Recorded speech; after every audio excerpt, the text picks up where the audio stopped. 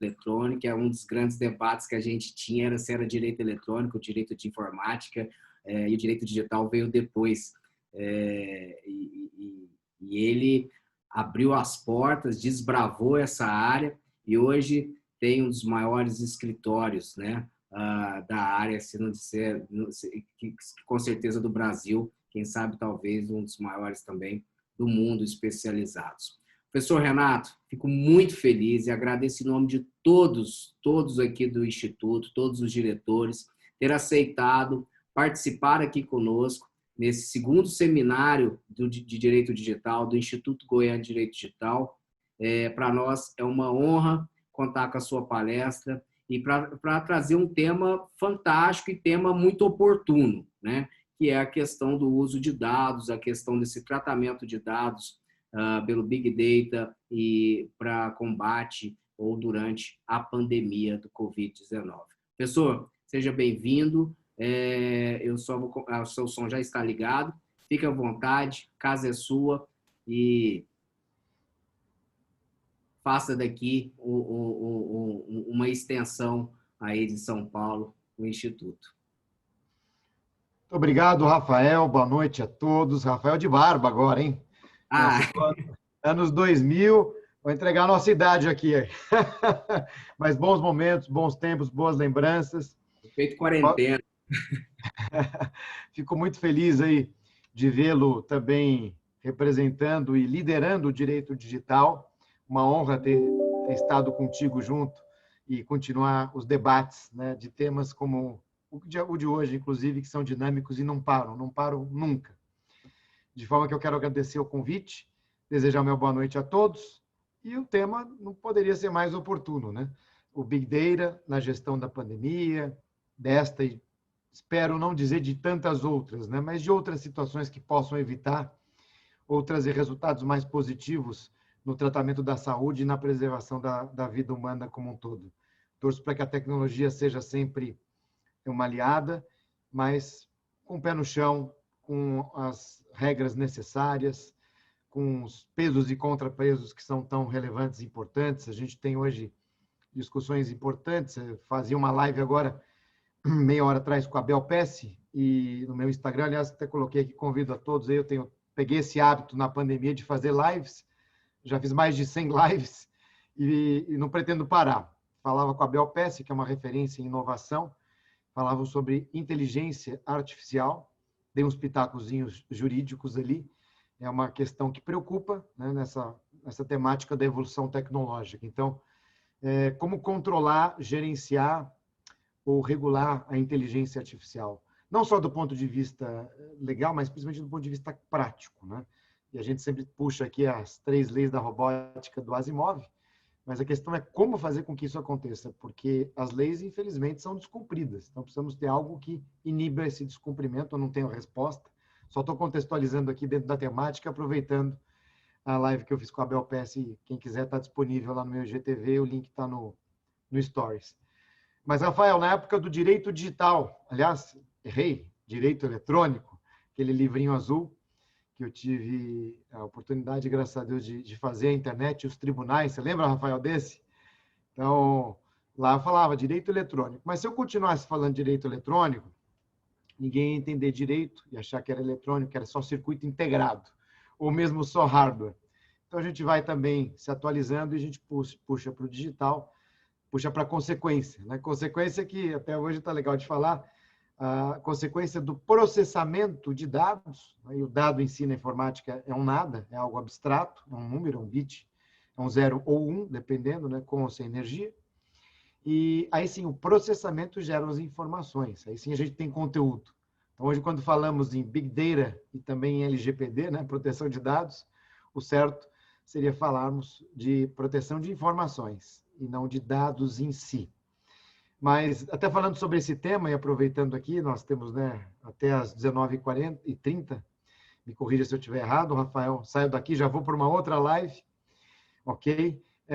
Nós temos hoje uma pergunta que, hoje acho que foram umas 10 ou 12 vezes que me fizeram, quando que a Lei Geral de Proteção de Dados, que vai regular esse Big Data, e vai trazer também um conforto maior na utilização desses dados para a gestão da pandemia. Quando é que a LGPD vai entrar em vigor?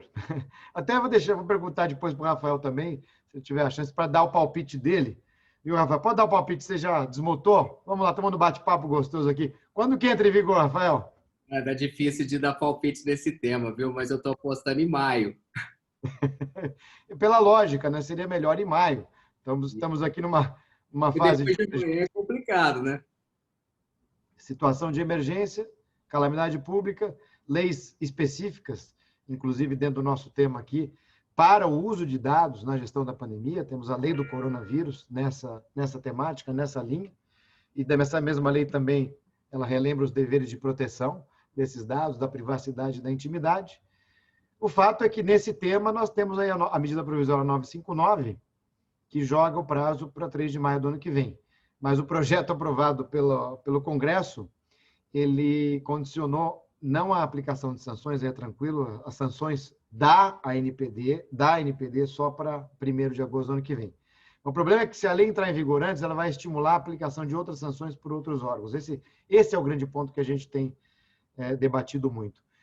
E a lei jogou o prazo para a medida provisória. Só que a medida provisória tem até o dia 28 para ser apreciada, se não caduca. Se caducar, volta o prazo anterior, 16 de agosto. Pode ser que no dia 28 de agosto a gente descubra que a LGPD entrou em vigor dia 16. Né? Curioso. Isso se não acontecer nada nesse meio tempo, alguma emenda ou mesmo a aprovação ou a rejeição. Vamos ver.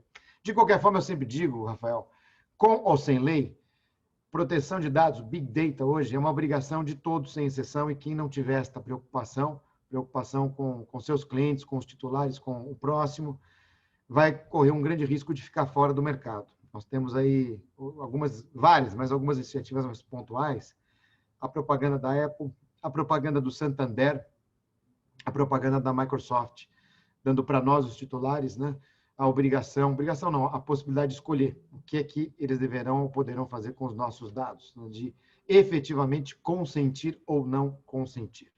Mas feita essa introdução, que o assunto é gostoso, é legal, temos essa polêmica da entrada em vigor, mas da pandemia em si, desse Big Data e das outras situações em que essas informações cada vez mais serão utilizadas, sempre lembrando aqui, com um propósito, usando o termo da lei, né, com um propósito, com a finalidade mais adequada possível, lícita, legítima, moral, enfim, sempre nessa linha, nós teremos aí resultados positivos. A questão é evitar que esse Big Data, que é muito big mesmo, muito grande, ele saia de um controle mínimo e ele possa causar mais prejuízos do que benefícios.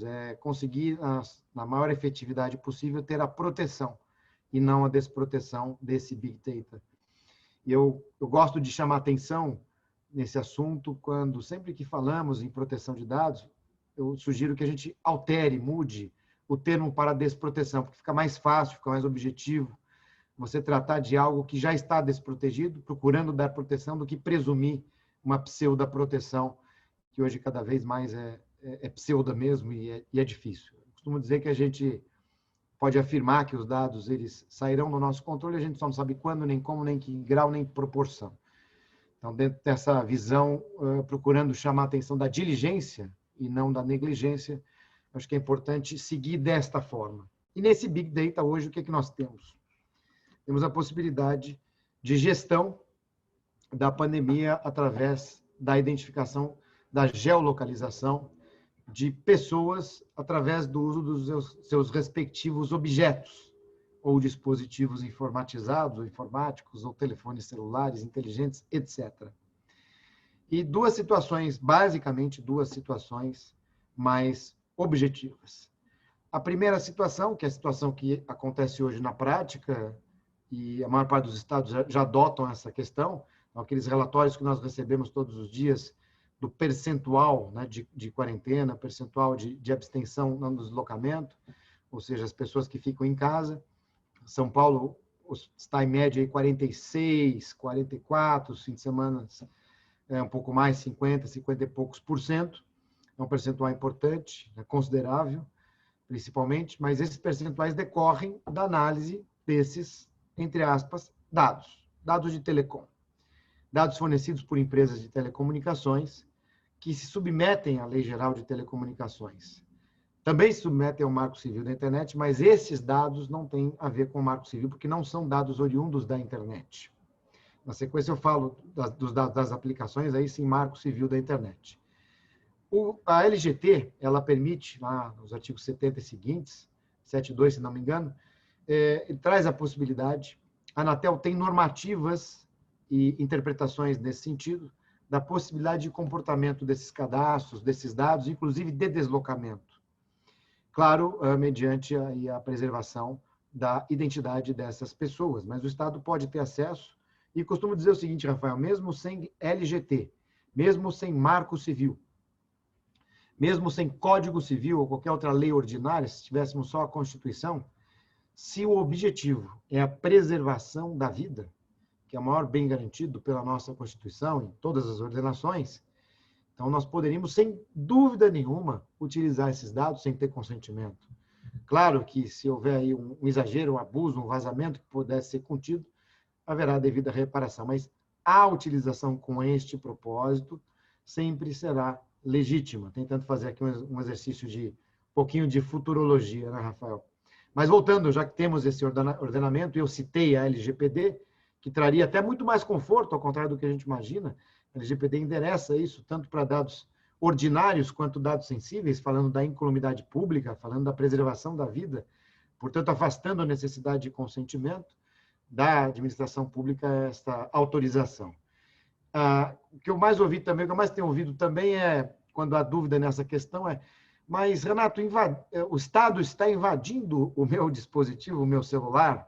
E aí eu devolvo, pergunto dizendo, olha, eu acho que hoje em dia o último a saber é o Estado. O Estado recebe essas informações, não tem mais estrutura de ir atrás dessas informações, não existe mais aquele aparato de vigilância de décadas passadas. Isso não existe, mudou. O deslocamento, hoje a propriedade dos dados primária, hoje está nas empresas privadas, nas grandes empresas de tecnologia. Ainda no exemplo que eu estou dando, ele é relacionado às telecoms.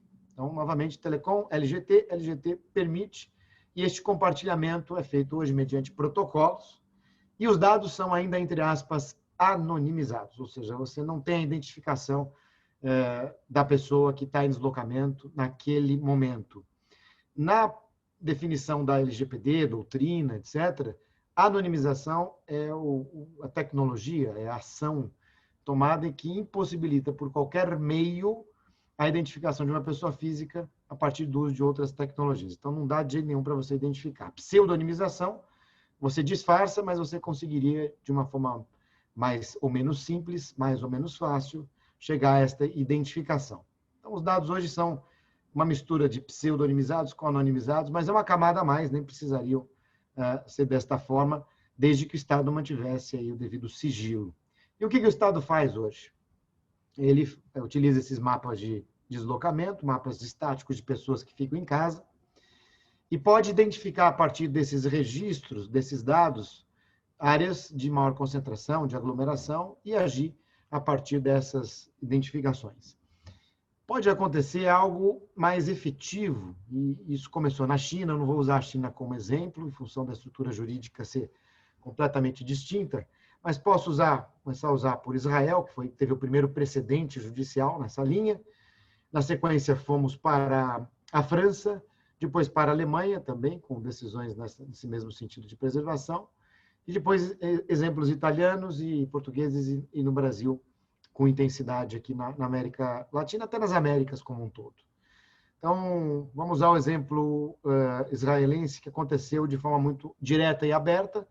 Essa gestão com identificação foi feita e o Tribunal Supremo, um dos tribunais superiores de Israel, delimitou e exigiu a imposição de algumas regras. Foi mais ou menos o que aconteceu aqui no Brasil, no caso do IBGE, na seção de dados do IBGE, em que o Supremo entendeu inconstitucional por falta de detalhamento, de critérios, né, de segurança, de respeito à própria LGPD, mesmo sem estar em vigor.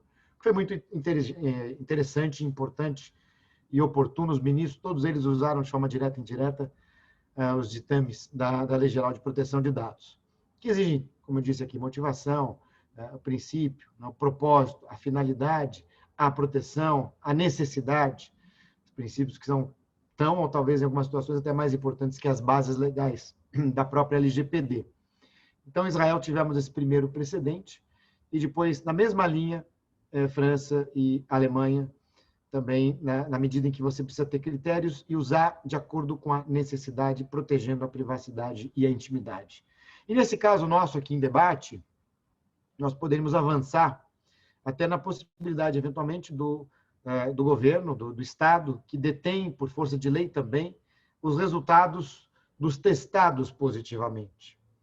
Então, eu, por exemplo, eu já tive Covid, então fui testado positivamente, o Estado sabe que eu já tive, e que nesse momento, em tese, entre aspas, aí estou imune, pelo menos anticorpos, graças a Deus, não faltam aqui para mim. Mas, no momento daquela fase, né, de resguardo, de 10 ou 14 dias, dependendo de quem tem ou não tem sintomas, aí sim seria importante, na adoção da tecnologia em si, você adotar medidas para fazer com que esses testados positivamente, a partir da geolocalização, fiquem no resguardo e cumpram a lei. Inclusive, novamente, aqui temos questões até criminais nesse descumprimento para aqueles que sabem que estão positivos, ou que, dependendo da circunstância, até tenham sintomas que possam indicar de forma muito veemente aí essa contaminação.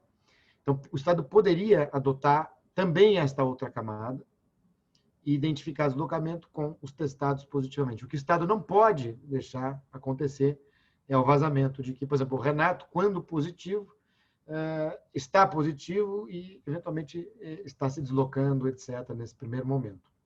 A não ser, claro, se houver a necessidade para preservar mais vidas, aí pode haver aí um descumprimento na proteção, nesse meu exemplo aí da minha intimidade, mas sob os auspícios aí, sobre um propósito muito maior, que é preservar vidas. Então, dentro daquela minha primeira linha de pensamento, haveria essa justificativa, que hoje em dia não é a necessidade, você consegue manter, preservar e deixa isso, pelo menos na sua grande maioria, sob controle do Estado que vai fazer, tem a obrigação de fazer esta gestão também.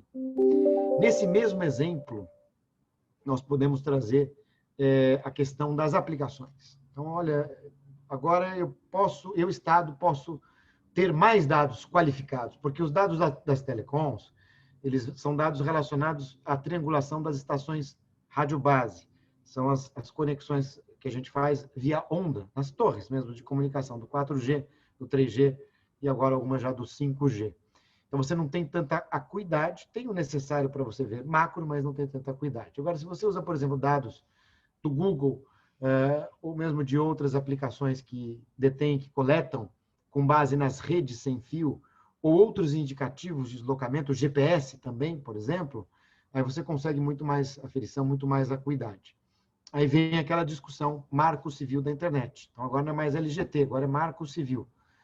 O marco civil que fala, repete, né, muitos ditames, até constitucionais de proteção à privacidade e intimidade, repete o artigo 10 da Lei 296, da proibição da interceptação de fluxo de dados, fala do IP, da data e hora, fala também da guarda desses registros também pelos provedores de conexão e pelas aplicações também, mas não fala objetivamente dos dados de geolocalização, desses dados em si, que são informações, né, naquela linha inicial do debate. Informações importantes, informações íntimas, informações privadas, talvez até mais importantes que o IP, data e hora, que exigem ordem judicial, porém os cadastros, para as autoridades, não há essa exigência. Então, isso seria um cadastro? Se for um cadastro, pode ser.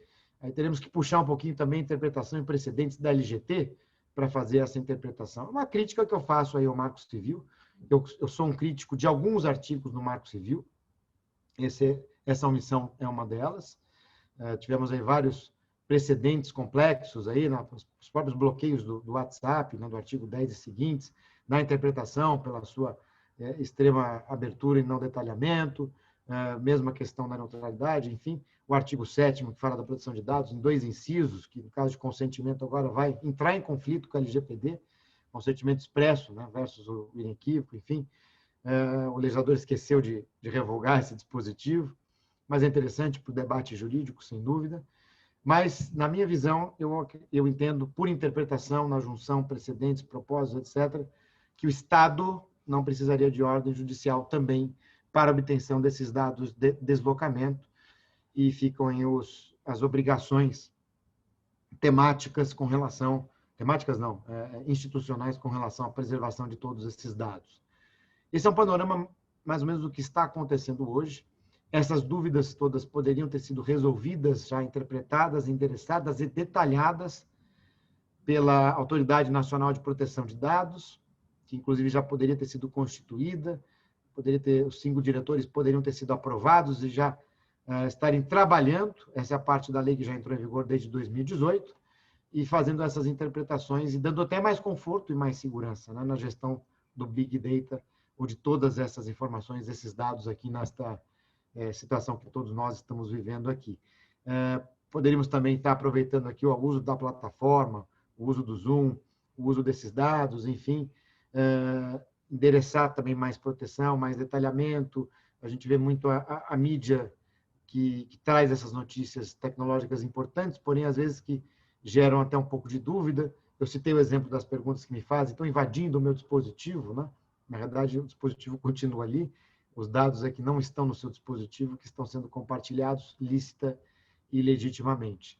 Mas é nessa linha que a gente tem este contexto hoje, o contexto da efetiva utilização de informações para a gestão. A gente tem outras situações de Big Data, não só a geolocalização, mas temos informações em geral, como um todo. Então, informações que são... A própria internet traz essas informações, os estudos hoje científicos eles chegam com mais força.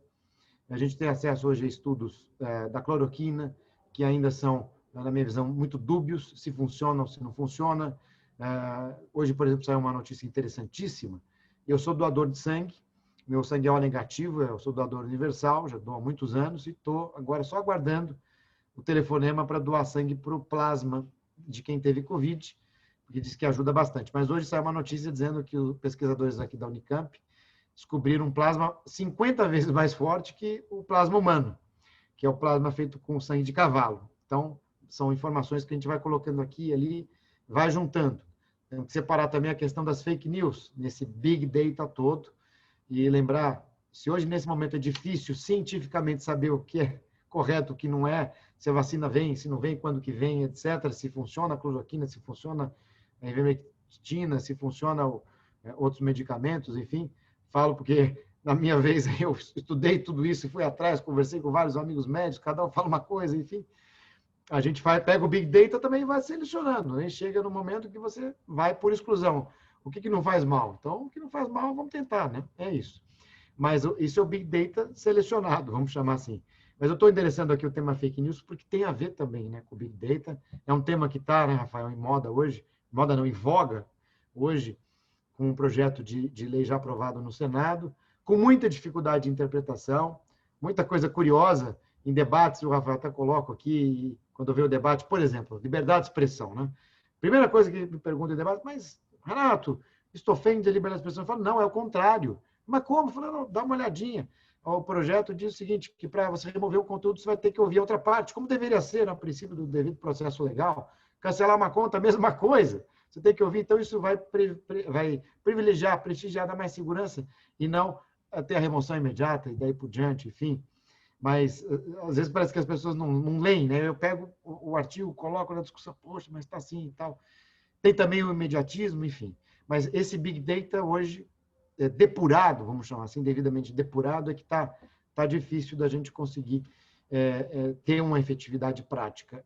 A legislação está vindo com força, a regulação da tecnologia está vindo, nesse momento, com muita força. Seja na proteção de dados, seja na fake news, seja nas assinaturas digitais, nas receitas hoje digitais também, receitas de medicamentos, nas assembleias virtuais. Eu não gosto do virtual, o Rafael sabe, para mim virtual não existe, né? Seriam as assembleias por meios digitais, aí sim que vieram para ficar, apesar da legislação hoje dizer que só vai ficar durante a pandemia, mas sem dúvida já virou um uso e costume, isso vai ser prestigiado, mesmo essas discussões nossas aqui, provavelmente não estaria aqui hoje, né, Rafael, se não estivéssemos na pandemia, seria mais complicado. Você fala, Renato, vem para Goiânia, vamos lá, vamos pegar um avião, vamos para Goiânia, depois dorme em Goiânia, volta para São Paulo, enfim, etc. Gosto, é legal também, vamos continuar tendo, sem dúvida, mas vamos ter isso aqui também. Então, esse Big Data também vai ser aprimorado, porque as discussões presenciais vão ter agora também as discussões digitais, aumentam o volume do Big Data. A gente está vivendo um momento muito importante no direito digital, momento da regulação positiva, não só no Brasil, mas no mundo também. A Europa vem muito forte. Gosto muito da inspiração europeia, do tema fake news, a lei alemã, que foi testada no Supremo Tribunal Alemão, inclusive, foi considerada constitucional, uma lei mais fechada que a nossa, também passou, preservou, enfim. É sempre bom ter uma inspiração europeia dentro desses debates todos aqui. Pergunto para o Rafael. Rafael, eu já falei 20 e poucos minutos, e a gente tem até às 19h30, não sei se é o momento de eu... Então, vou consultá-lo, se tem alguma pergunta, alguma interatividade, ou se você quer que eu continue nesse debate. Bom, pessoal, vou aproveitar então só deixa a gente aproveitar esse momento e vou fazer alguma contribuição e tentar também obter uma elucidação sobre alguns temas também que me instigam, né? Eu fui anotando aqui alguma coisa que me chama muita atenção e me preocupa. O senhor falou da regulamentação, né, da internet, né? Eu acho que realmente é um caminho sem volta em termos de regulamentação, talvez motivado talvez pelos principais, pelas atitudes dos principais provedores, e que me parece que é alinhado com uma outra questão que eu coloco da falta de transparência ou da accountability, né? Que inclusive tem algumas iniciativas lá, teve um documento do Departamento de Justiça americano recentemente, e algumas questões sobre até questão da ética do algoritmo, enfim. Eu acho que eu fico muito receoso da gente chegar neste momento de regulamentação e haver, de fato, um cerceamento, sim, da liberdade de expressão, mas não só da liberdade de expressão, como também o impedimento de novos players no mercado.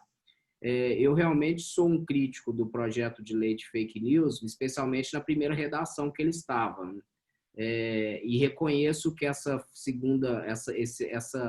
ambiente de moderação que eles criaram no segundo me parece também muito salutar, porque a gente está cansado de ver remoção sem direito de defesa, né? E isso me parece muito bom. Mas esses momentos, assim como o Covid, né, terrorismo, geralmente vêm leis muito duras. E me parece também que é por conta de talvez uma falta de transparência. Se a gente pegar aí o caso de São Paulo, né, que quando falou que ia pegar os dados de localização, aí tem toda a questão política, que começam as fake news envolvendo de que estão invadindo, que o Dória que estava invadindo os celulares, etc., né? Bom, mas isso tudo me parece por uma falta de transparência, porque mesmo naquela MP das telecomunicações, né, até o relatório de impacto previsto para depois da coleta do dado. Aí eu te pergunto, será que a falta de transparência talvez seja um dos principais problemas hoje, assim, e que tem talvez motivado esse excesso de regulamentação perigosa, não a regulamentação que eu acho que realmente algumas partes precisariam ter? Rafael, muito bem pontuada essa questão, mas eu vejo assim, até algumas atividades práticas em que políticos ou o próprio Estado, gestores públicos desejam dar essa transparência muitas vezes não chama a atenção da mídia. Então, como você depende, né, dessa divulgação dessa mídia, você tem os seus canais, mas você depende também da complementação da mídia. Às vezes você quer, mas não consegue. Falar, eu quero mostrar, eu quero divulgar, eu quero dizer isso que a gente está debatendo aqui nesse momento, mas muitas vezes você não tem essa proliferação, essa amplitude. Existem situações, como você bem endereçou, Rafael, que sim, aí a falta de transparência pode ser aproveitada em outros propósitos, né, e objetivos não tão positivos. Isso nós temos que combater e não podemos admitir. Mas há algo pior ainda de tudo isso, que é mais complexo, mais difícil. Não aqui, hoje, neste ambiente, porque aqui todos estão interessados no tema direito digital, então tem algum conhecimento maior ou menor de tecnologia. Então fica bem mais fácil. Mas para o público em geral, quando as questões envolvem tecnologias recentes, detalhes técnicos, junto com liberdade de expressão, junto com a transparência, junto com censura, junto com controle, que é um termo muito usado também, fica tudo muito potencializado. Então, para o projeto da fake news, existem uma série de detalhes técnicos, inclusive, eles geram múltiplas interpretações e múltiplas ilações. E a técnica, né, Rafael, a gente sabe, a gente nunca recomenda que a lei ordinária tenha um detalhamento muito técnico, nem também muito explicativo. Às vezes, quando eu falo isso e dou entrevistas, muitas vezes a primeira pergunta do jornalista é: poxa, mas a lei não está esclarecendo bem isso, não está detalhando isso. E muitas vezes a gente fala: isso aqui vai vir na regulamentação, né, que você pode alterar, enfim, ou em um ato administrativo que seja, enfim, uma norma administrativa, ou até, e isso é muito salutar também, por interpretação dos tribunais. Então, você citou, Rafael, a primeira versão do projeto, que tratava da desinformação e definia o que era desinformação. Eu até acho que o tema desinformação tem que ser desestimulado e pode até, eventualmente, estar previsto na lei como algo proibido, mas não a definição. A definição é casuística. Eu deixo para o Poder Judiciário. E até curioso, às vezes, quando eu falo isso, mas o juiz decide. Muita gente pergunta, mas o juiz pode fazer isso? O juiz pode quebrar um sigilo? E eu respondo, não, o único que pode o juiz, ele tem este poder, ele é legitimado. Mas o juiz pode interpretar e julgar errado? Claro que pode, é um ser humano. E muitas vezes julga e interpreta errado, mas a maior parte das vezes julga e interpreta de forma correta. E o regime democrático tem que ser dessa forma, aberto, e isso é transparência. Né? A transparência é na sua essência. Quando a gente junta técnica, né, Rafael? Técnica, mas todas essas situações sensíveis, delicadas, fica mais complicado. Ainda quando a gente tem um projeto que é muito acelerado, pior ainda, fica tudo mais difícil. Então, são ingredientes, vamos dizer assim, explosivos, que devem ser, né, pesados. A oportunidade, a necessidade, o detalhamento, o esclarecimento, a audiência pública e outras questões. Isso tudo tem que ser sopesado e endereçado da melhor forma possível. Obrigado pela questão. Eu estou vendo aqui, Rafael, se você me permitir, tem algumas questões aqui no chat. Posso seguir? Pode. Eu adoraria fazer muitas outras perguntas aqui, aprofundar, mas tem muita gente aqui já querendo também com algumas dúvidas. Se você quiser ir direto, fica à vontade. Olha, o Rafael Fabem, ele fala: temos visto muitas discussões de entes legitimados para a proteção de dados, como PROCON e MP, acerca da efetiva necessidade da NPD. Na minha opinião, a LGPD sem a NPD não possui enforcement. O que o senhor pensa? Rafael, aqui, seu xará, hein? Aqui a gente tem, no Brasil, uma peculiaridade. Nós vamos ter uma legitimação, entre aspas, concorrente de vários outros órgãos. Por que eu coloquei em aspas? Porque o tema proteção de dados, ele é exclusivo, a sanção é exclusiva da NPD, está lá no 55K. E para complicar um pouquinho, lá no parágrafo está escrito que a NPD vai ter a atribuição de harmonizar com todos esses outros entes, entre aspas, legitimados, a aplicação dessas outras sanções. Não sanções de proteção de dados, mas sanções oriundas, por exemplo, de relações de consumo, de obrigações e normas setoriais, da proteção da privacidade, da intimidade, proteção constitucional, que é o que legitima o Ministério Público Estadual, Federal, PROCONs estaduais, municipais, associações de proteção ao consumidor, Banco Central, Comissão de Valores Imobiliários, SUSEP, agências setoriais, Anvisa, ANS, ANAC, NTT, etc. Todas essas já têm no seu sistema regulatório proteção à privacidade e intimidade, estão capacitados para atuar, não com relação às sanções, às multas, nas ações da NPD, da LGPD, mas outras já previstas na sua estrutura por outros fatos geradores, vamos assim chamar. Então, nós vamos ter, sim, essa dificuldade, vamos ter muito enforcement, mas eu vejo como necessária a NPD por um motivo. Não especificamente pelo enforcement, tá, Rafael? Mas pela atribuição de interpretar a LGPD, de normatizar a LGPD. Então, essas interpretações, esses atos, essas decisões, elas serão uma base muito forte na aplicação das atuações, por parte das atuações desses outros entes legitimados. Então, a NPD vai servir como um norte. Por isso que é muito importante, já deveria ter sido constituída, inclusive. Então, a NPD também vai ter enforcement, mas eu acho que a gente vai ter até mais enforcement por parte de outros entes. Aí que eu acho que seria o ponto do questionamento de não ter enforcement. Então, vamos ter muito, sim, enforcement, e mais um pouquinho ainda com a NPD. Mas a NPD vai balizar nas interpretações. O Wellington, será que vai existir um mercado onde se negociará dados abertamente com consentimento do titular e ele recebendo por esses negócios? Conversava sobre isso no almoço com um amigo da área de Big Data, né? E eu acho que sim. O dado qualificado e o dado aqui, não vou chamar dado brasileiro, mas o dado das pessoas que estejam aqui no território nacional, será um dado muito qualificado, porque nós teremos aí o maior índice de enforcement do mundo, em função dessa concorrência, entre aspas, né? E esses dados qualificados vão ter mais valor, sem dúvida. Não há nada que impeça na legislação de você estimular um consentimento, desde que ele tenha aqueles 3 requisitos para os dados ordinários, né? Desde que ele seja devidamente informado, desde que ele seja inequívoco, desde que ele seja livre, e para o sensível, desde que ele seja específico. Mas nada que impeça você estimular, dar um prêmio, etc., para obter o consentimento quando for o caso. Então, eu acho que vai haver, sim, uma Câmara, uma Bolsa de Valores, alguma coisa nessa linha, sem dúvida.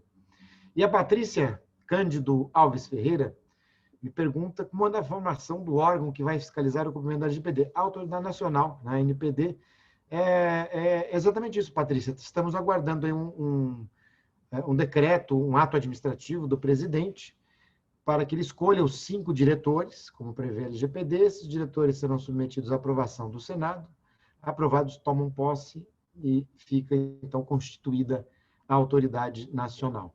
O Iderlândio Teixeira pergunta o que eu acho Achas que o juízo deverá ser um perito em LGPD para auxiliá-lo nas suas decisões? Acho que o juiz, né, poderia ter um perito em LGPD, sem dúvida. Em algumas situações terá também, talvez, aí uma possibilidade de questionamento à própria NPD. Alguns falam, inclusive, na colaboração do comitê gestor, não deixa de ser um órgão também técnico, com o seu valor, mas os peritos terão, sim, muito espaço, principalmente, como citou o Rafael, os relatórios de impacto, né, os relatórios de accountability, mesmo os relatórios de score de dados, tudo isso envolve muita técnica, envolve algoritmo, envolve software, envolve várias questões técnicas de processamento, de manutenção. Citei aqui as questões de pseudonimização, anonimização, temos aí o Privacy by Default, Privacy by Design. Todos os senhores terão essa discussão aqui no decorrer do Congresso. E, por exemplo, se a empresa pensou e teve um controle efetivo, então, de proteção de dados. Então, se eu tive o Privacy by Design, pensei no projeto, e se eu ativei o Privacy by Default, em que grau isso foi ativado, se foi adequadamente ativado, se protege, se não protege, se foi didático, se não foi, né, e daí por diante. Então, temos muitas questões oriundas da técnica, sem dúvida nenhuma, segurança da informação como um todo. Por isso que eu tenho estimulado, no caso do encarregado, né, de proteção de dados, que não é uma pessoa, né, pode ser e deve ser liderado por uma pessoa, aliás, mas é um time, pode ser também pessoa jurídica, também time multidisciplinar, 24 horas por dia, 7 dias por semana, e aí a gente navega por segurança da informação, tecnologia da informação, técnica pura, recursos humanos, psicólogos, especialistas em marketing, reputação, relacionamento com a mídia, com canais de comunicação, especialistas em redes sociais, e um time também de advogados, mas eu acho que a liderança tem que ser por uma pessoa que tenha conhecimento ou conhecimentos jurídicos regulatórios. Não precisa ser um advogado, mas eu acho que o advogado tem mais, ou o bacharel, tem mais efetividade, porque tem uma visão mais macro, né? Queira ou não queira, são 5 anos de conhecimentos jurídicos e também regulatórios, então fica mais rápido, mais dinâmico, mais objetivo, mais fácil. A liderança, mas não somente de forma isolada. Essas são as perguntas do chat, Rafael, que eu respondi no pinga-fogo aqui, talvez até muito rápido, mas procurando otimizar o máximo possível esse tempo. Uma liberdade só para concluir, nós já estamos aqui realmente já no final do tempo, mas para concluir com um fato que é importante para todo mundo. Eu me lembro muito bem do professor Renato me dizer aí na pergunta do Hilderlando, né, sobre a questão do perito na justiça. Ele sempre falou muito que não só a justiça devia estar especializada, como também até o Congresso, né, para fazer leis que acompanhassem a velocidade das mudanças da própria tecnologia, né, que não para legislar tecnologia, claro, mas para acompanhar a necessidade, fosse um processo mais rápido. Quantas vezes nós vimos projetos de lei que começaram e quando foi para ser votado, aquela situação já possuía uma outra consequência. Por exemplo, se a gente pegar o regulamento do e-commerce, né, que bate só em compras coletivas, né, e hoje praticamente a gente tem pouco falado nessa situação. Professor, Para finalizar, gostaria da opinião do senhor, acrescentar aí que é um tema, já aproveitando que falou do DPO, eu tenho visto muito, tanto órgãos públicos, o que é muito bom, claro, indicarem já com atos normativos os seus encarregados, seus DPOs, mas isso é bom para a gente ver a visão do órgão público, né, de fato, querendo implementar, ou seja, é a lei que realmente vem para ficar. Mas antes dos órgãos públicos, eu vi muitas empresas preocupadas primeiro em ter um DPO antes de primeiro fazer uma adequação.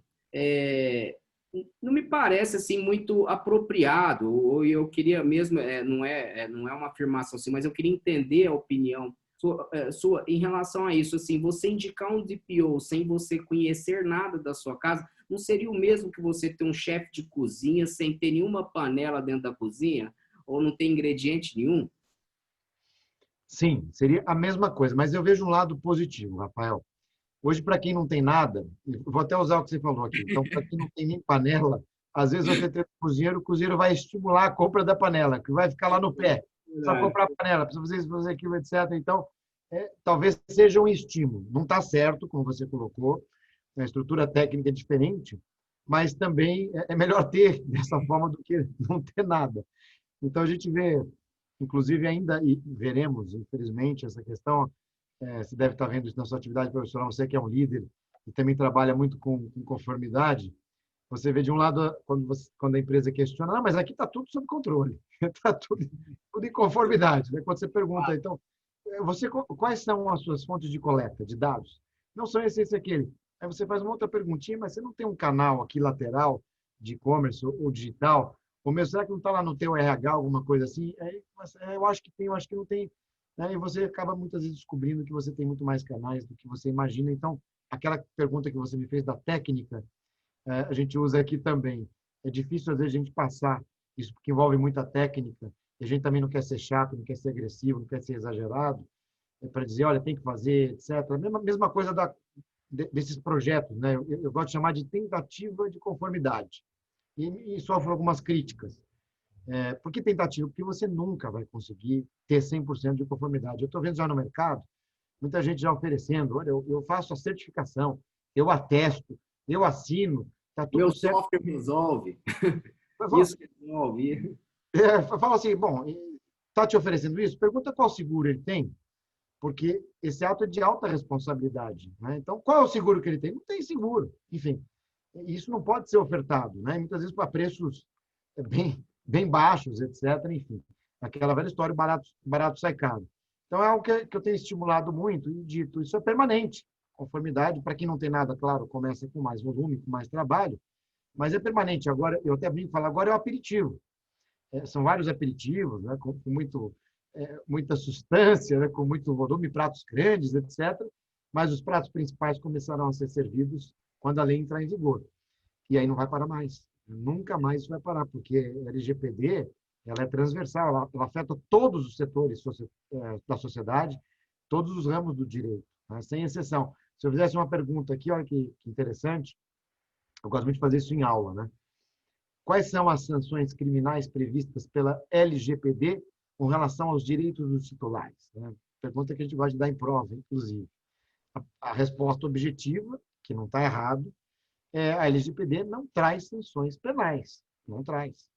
Mas eu pergunto, se eu pedir um acesso, aquela famosa nightmare letter, né, que todo mundo está começando a mandar, eu quero ter acesso aos meus dados, que é um direito, tá, trazido pela LGPD, como está no próprio Código do Consumidor também.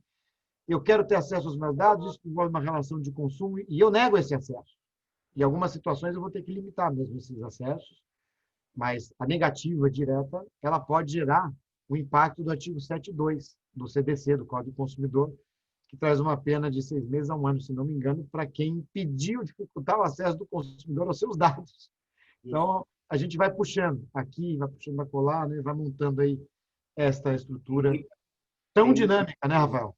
Tem muita coisa ainda para acontecer, tem muitas e talvez muitos entendimentos, né, a serem apresentados, construídos, e talvez a falta da NPD pesa muito nisso. Professor, então, para concluir, de tudo de LGPD, Big Data, pandemia, dentre os princípios da LGPD, por exemplo, minimização, transparência e accountability, ou um outro que o senhor quiser citar, qual que de fato mais vai impactar e mudar as práticas da empresa, na sua opinião?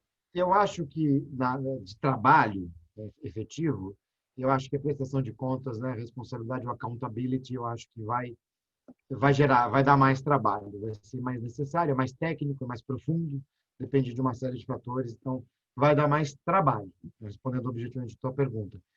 O mais importante para mim é a finalidade, então o propósito, né? Para que você vai usar aquele dado, ele engloba até o princípio da necessidade, na minha visão, engloba também a própria minimização e a restrição de dados necessários. Então, a finalidade, eu acho que é o norte, e às vezes até mais importante que algumas bases legais, inclusive, quando você pergunta, mas para que você quer ter esse dado? Né?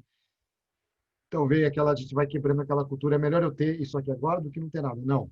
Se você tiver mais hoje, você vai pagar mais também por algo que você não vai poder usar, a não ser que você oxigene ou legitime essa base.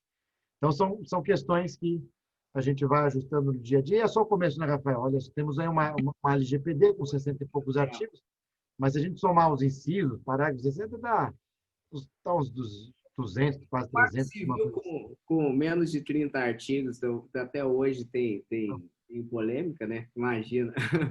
Professor, muito obrigado pela sua atenção. Infelizmente, nosso tempo está aqui esgotado, né? E online a gente tem que ficar ainda mais em cima aqui, por conta dos outros também que vão participando. Agora a gente vai ter a honra de receber o mestre, o Dr. Fabrício também. Então, o evento está bem recheado. Hoje a gente ainda vai falar de telemedicina com o Alberto Cordioli, do Einstein.